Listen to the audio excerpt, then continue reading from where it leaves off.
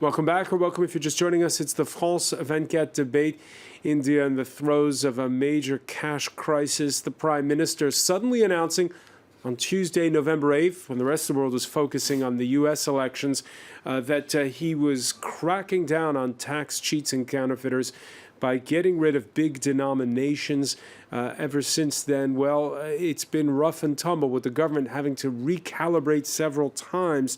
We're talking about it in the company of Sanjay Kapoor, managing editor of current affairs magazine Hard News, who joins us from Delhi, Sadanand Dume, Wall Street Journal columnist, and a resident fellow at the American Enterprise Institute in Washington, and Jean-Joseph Boileau, economist, political scientist, and most notably the author in French of India for Dummies. Welcome, yes. Welcome back. Jean-Joseph was mentioning before the break how the Indians managing to show ingenuity in the face of adversity. Ingenuity, not always a positive thing. NDTV television station reporting that 2 port trust officials in Narendra Modi's home state of Gujarat have been arrested for accepting the equivalent of $426,000 in bribe. All of the money was in the new 2,000 rupee denomination notes. How is that possible? This is what I call jugaad. And the problem is... How did they get their hands on these new bills so fast? Because they got before the announcement. It's well known now that at least 2 weeks before the Modi decision was announced, the rumor within the inner circle of Modi was known. So that even there's a link in India between politicians and the mafia, because the mafia is the one who paid the election, actually. So that within 2 weeks' time, either they change property. My good friend in Delhi, for instance, Mohan Guruswamy, he was selling his flat for 2 years almost.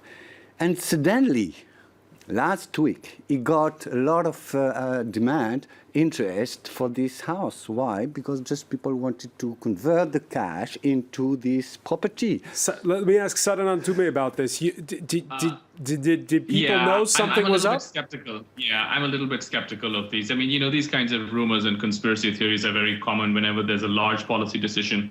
I don't think in a country that is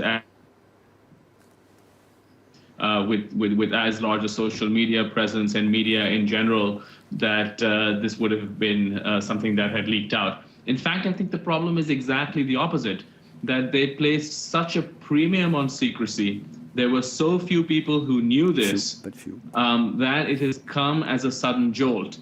Now, coming back to an earlier point, I don't think he can roll it back because he's invested too much of his image and his political capital into this. What they're going to hope for is two things. The first is that this jugaad, or people are going to get by innovating, right? They're going to offer credit to customers who they know. They're going to borrow through informal networks. They're going to hope that more cash starts coming into the system, and they're going to adapt. That's one hope in the government. And the other hope is that the economic consequences of this will not be too severe. In my view, the jury is still out on the second, and that's really the big thing to look for.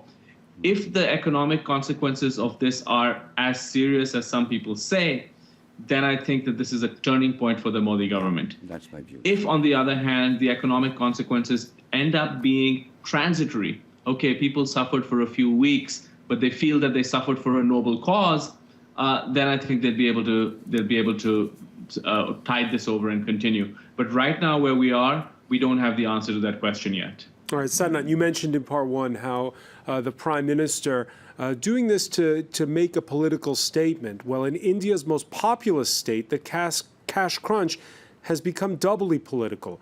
Uttar Pradesh and its 200 million citizens, it's the largest state in India, gearing up for elections early next year. Most parties rely almost exclusively on cash to stage rallies and bus in supporters.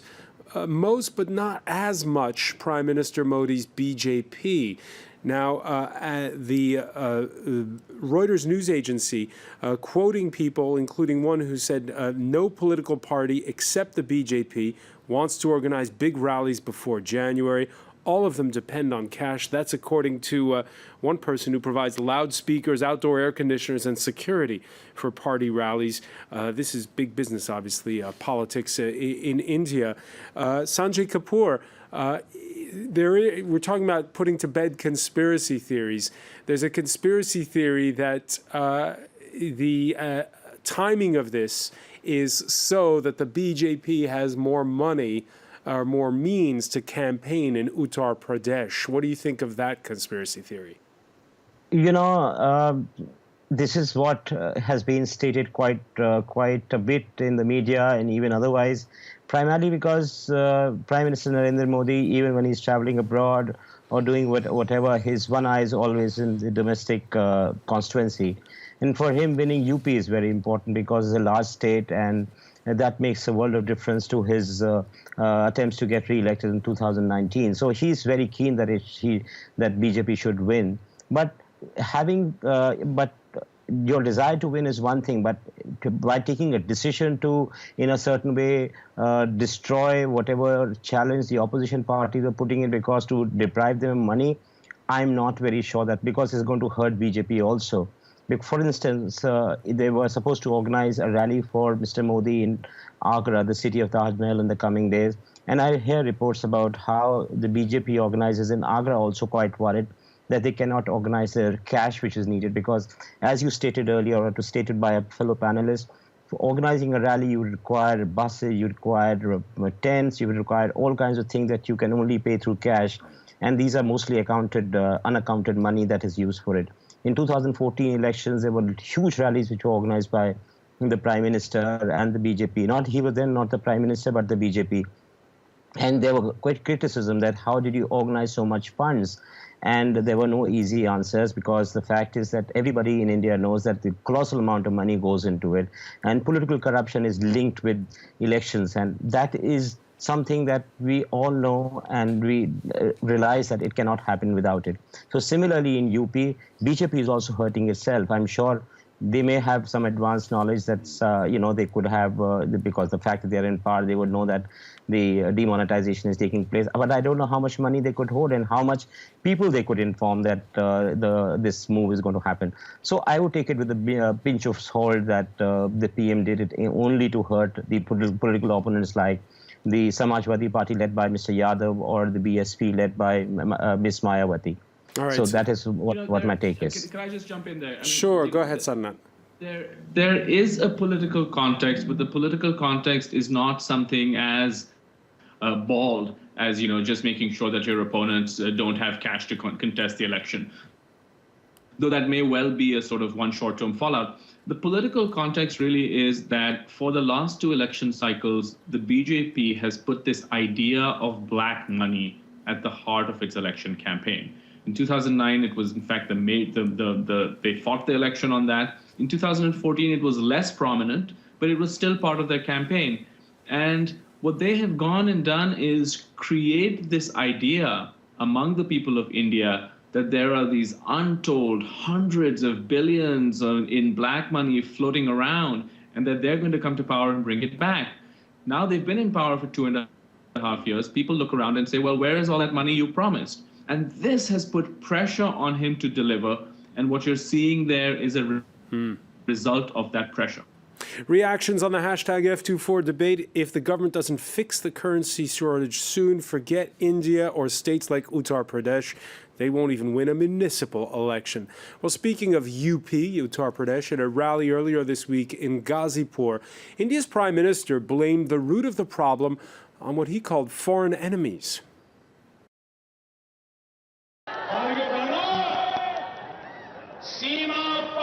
From across the border, our enemies are printing fake notes and flooding them into our country. Tell me, should our enemies be allowed to continue? Shouldn't this be stopped? I want to ask those leaders who are fighting against militancy, Maoism and extremism, shouldn't we put an end to counterfeit notes? Sanjay Kapoor, who are these foreign enemies? Oh, it's very obvious. The entire thing is actually traced back to Pakistan. Pakistan. The Prime Minister may not have, the Prime Minister may not have stated it, but time and again, you have Indian, enforcement agencies and investigating agencies who trace back all the counterfeit notes to some printing press in Pakistan or being, used by elements who are close to Pakistan. So there is this grand conspiracy theory that is woven around this. But I'm not very sure whether there was actually enlargement of counterfeit currency or FIC, and it is known as it is known, because by the government's own figures, it had plateaued quite a bit in recent years, and it was not growing. There was a report which appeared in Economic Daily yesterday, which suggested that the spread had come down quite a bit. But immediately after the Prime Minister's announcement, there was a press conference which was addressed by the RBI, Reserve Bank of India governor, where he linked the need to, demonetize on the enlargement of large currency notes. So there is a certain kind of appeal this construction really has on people's mind, that you have fake currency coming in, the legal tender that is supposed to represent is actually put together by the enemies on the other side of the border, and that has to be challenged because it ends up being used for terror funding. So that is what the Prime Minister has been referring all this while. Sadanand Dume, do you think Pakistan is behind counterfeiting? Well, there's certainly an element of that, and it's well documented that the Pakistani intelligence agencies working with organized crime, there's been a certain amount of counterfeiting. The question really is, what is the scale? I think more informed people I've spoken with within the banking community in India say that the scale is really not that large. So what it seems to me is that it's not that it's a non-existent problem, but it's a minor component. And it seems like at this point, it's a political pretext, because in many ways, once you invoke national security, you tend to shut down the debate, right? And that is exactly what the Prime Minister and his party are trying to do. What they're trying to say is that if you oppose this measure, then it means that you are in favor of corruption and you're in favor of terrorism. Obviously, that is not an argument that I think holds water with people who are watching this seriously, but that seems to be the political framing that they are pursuing. Jean-Joseph Boileau, I just want to make the point about corruption. We have never seen in India corruption so high for the last few days. We have a lot of stories. On the radar, you mean? Yeah, it's terrible. All the banks, for instance, employees, are using their power and exchange their position against some bakshish, etc. to change. Exactly. To get people to jump the line and exchange their money faster, this kind of thing? Again, about the political parties. It's true that their campaign is always financed by cash. But do you believe that any party, BJP, Samajwadi Party, etc., have no connection to the banks and get their new notes? So as for corruption, I'm afraid that actually it's not in the upside. Number two, that's very important, the economic impact. And that is true that for Modi, this is a turning point. My assessment is 86% of the value, these two notes, 500 and 1,000, does represent 86% of the value of the cash circulating in India. You cannot expect the economy of India not to be affected a lot. I give you an example. So 90% drop in the mobile phone trade. This is the wedding season. This is a wedding season. Can you imagine? Everybody is offering car, washing machine, etc. They have no cash to pay. So I'm expecting the next 2 months. They've made provisions. They've made special provisions for weddings. And they made special provisions. And they are the one who had cash. So actually, they wanted to target corruption, mafia, etc., which represent maybe 10% of this cash circulating. And they are affected a lot. The 90% of the people in India. That's terrible. Jean-Joseph Boileau, there's a broader issue, and I'll put it to you because we have viewers watching us in places like Africa. And here we have an example of an economy that's been soaring, doing well, and where they're saying, hey, the Prime Minister, for all the time we talk about the informal sector and the black market, here's a Prime Minister who's doing something about it, right?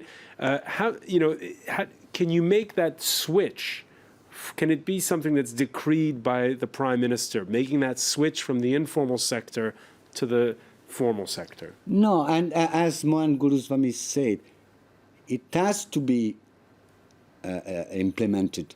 India needs reform on the tax system, on the cash system, etc. But the way it has implemented, the big bang, in a few hours, I think totally missed the point, and the result would be 90% of the Indian population being affected, and the tax authority will not get much, actually, because of the Jugaad, the system I was referring. So after 2-3 months, India will have adapted to the new situation and still will remain a cash economy.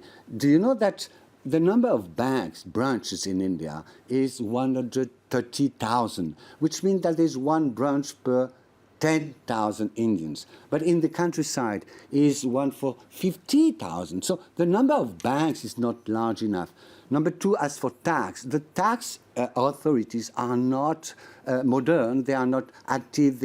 And this is it should have started by reforming the tax authority, developing the banks, and then Big Bang would have, I'm sure, succeeded. All right. There's no getting away from the fact that there is a new president in the United States, not even for Indians, by the way. On Tuesday, when transition turmoil was unfolding inside Donald Trump's team with the firing of 2 top national security advisors, the president-elect finding time to meet at Trump Tower with the real estate developers building the tower that bears his name in the Indian city of Pune. I want to ask you, Sanjay Kapoor, what's your feelings on President Trump and his relationship to India? I think the general impression is that Prime Minister Modi and President-elect Trump will get along very well. In fact, Mr. Donald Trump has already praised Mr. Modi the last time when you had something called the Hindu Republicans who organized a rally for him just before the voting took place. So there is a certain kind of similarity in the way they have gone about their politics. Some people feel that even there were components in Mr. Donald Trump's campaign which struck a chord with what we had seen with Prime Minister Modi's campaign. So I'm sure there was a lot that has happened. And it's not something that's being appreciated in a plural society like India. For example, the minorities are feeling quite distressed with the rise of Mr. Donald Trump. They think that Mr. Prime Minister Modi will become far more aggressive. India would also see more trenchant Islamophobia, start, in a certain way impacting the police and other enforcement authorities. They've had a raw deal in the last couple of years. They have seen beef ban in certain areas. They have seen a certain amount of muscular display by people who consider themselves protectors of cow. So it's a very mixed feeling with how Donald Trump's rise is seen in India. Surely supporters of Mr. Modi are very ecstatic about it. They think that India would finally get the kind of support that it has been looking for a while, because the Democrats, whether it was Hillary who would have become the Prime Minister, Hillary Clinton, or Mr. Obama, they displayed ambivalence towards Mr. Modi's policies, especially the domestic policies about how he has been conducting himself. Saranand Dume, sitting in Washington where you are, does it make you a little uneasy to see that Donald Trump doesn't seem to have quite made that pivot yet to politics? He's still meeting with businessmen. Well, I think that we're all sort of getting used to the new normal here in Washington, and we realize that this is going to be an unusual presidency. Some of us are still hopeful that the new president will choose the right set of people, and that this will be something that turns out to be better than what many people are fearing. I think on the India question, it's a big question mark. In all honesty, no one knows exactly where he's going to head. It's certainly true that many people in India are expecting him to be well disposed towards India. Maybe the fact that having a building is coming up with his name on it in Pune is a good sign. But if you spoke with foreign policy professionals, most people, in fact, would have preferred a Hillary Clinton victory, not because they thought Hillary Clinton was particularly positive, but just because she represented continuity, and the last 15 years have been very good for the US-India relationship. And now what we have is a question mark. I'm not saying it'll be bad. It may well end up being good, But the truth is, we do not know what Donald Trump's India policy is going to be. Jean-Joseph Boileau? Yeah, I was in Brussels the day of the election, and they released the BJP released the book on the Modi doctrine for diplomatic doctrine. I don't understand why people were saying that most of Indians were supporting Clinton. If you look at the Trump doctrine and the Modi doctrine, they fit very well, actually. And for two reasons, very simple. One you heard Sanjay Kapoor's concerns over identity issues, and most notably the treatment of minorities. No. That is about real interest. The new doctrine on the globe is I fight for my interest, okay? As for India and USA under Trump, China is the target. China is the target, for sure. That is why I think they will work closely. Number two, Trump and Modi are populist together, based on the question of identity, civilization, etc. They are talking the same language. So I think the idea of, well, Clinton was on the Indian side and not Trump, I think will not prove correct. They have a lot of things together. That's my assessment. A lot in common. Jean-Joseph Boileau, I want to thank you. I want to thank Sanjay Kapoor for being with us from the capital, Delhi, and Sadhnath Dume for being with us from the U.S. capital, Washington. Stay with us. Our Media Watch segment is next.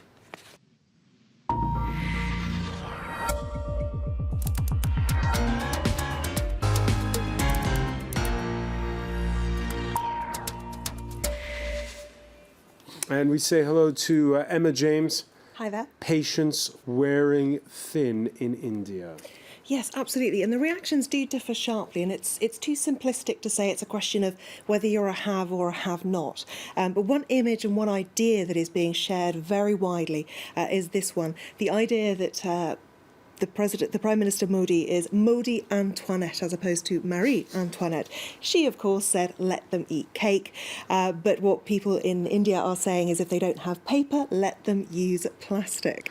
And they have created these wonderful images of Narendra Modi in regal French dress there.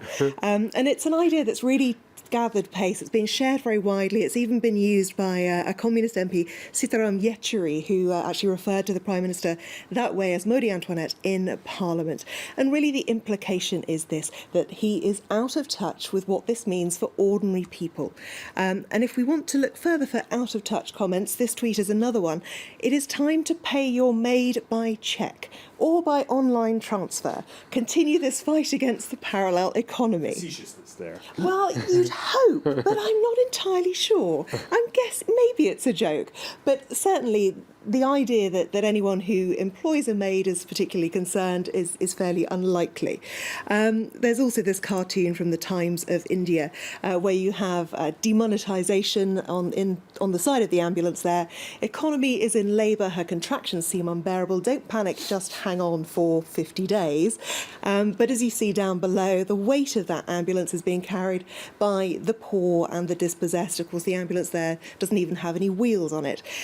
So that's the kind of thing that people are saying, that basically this is a leadership out of touch with the people. The Economist has reported at length on this one. And one thing jumped out at me in particular. They quote a man who was in a queue outside a bank who said, "We'll know later if Modi is right or wrong. All I know now is I'm starving." Now, this magazine says that the economists have hailed the move as strong but necessary medicine, flushing out forged rupees and corrupt earnings. But they also point out the added bonus for the Prime Minister: it'll render worthless the vote-buying war chests of his political rivals. Narendra Modi, he wins this big landslide, biggest, I think, since 1984. The Congress-eyed party looked like it was antiquated and out of touch, and that he was the man of the people. And here you're hearing Emma saying that this is not true. He's the one he being won by accused. only 31% of the vote, number one. And number two, is not true. Only the middle class voted Modi. The poor people and the rich were not voting Modi at all. And it's like Trump, no? The white But is he middle really class. perceived? Can he really be perceived as out of touch? Oh, yes. That's my perception, and especially because of that decision. That's terrible. People die. You have heard about that, no? There were one maid wanted some cash and she died, and the other one wanted to marry his daughter, no? He wanted to get some cash for the wedding. He could not get it, so he died. I'm afraid that this 31% of the middle class won't be happy also, because they are the one who will be put in within the tax net, as I told you. They were not paying tax, and with Modi they will pay tax now. Yes, absolutely. If we take a look at, it is very hard for us to imagine here in the West, because everybody has bank cards or credit cards. So the idea that you're reliant on paper money just to us is almost inconceivable. But what we do see on Twitter is people saying things like this: yoo-hoo, no queue, relaxed atmosphere, ATM working, and somebody there very happy and triumphant, really, that they've managed to get their hands on some money. Now, that idea to us is very hard to imagine, but it is the reality for these people. All right, Emma James, many thanks for that. I want to thank our panel once again. Thank you for joining us here in the France 24 debate.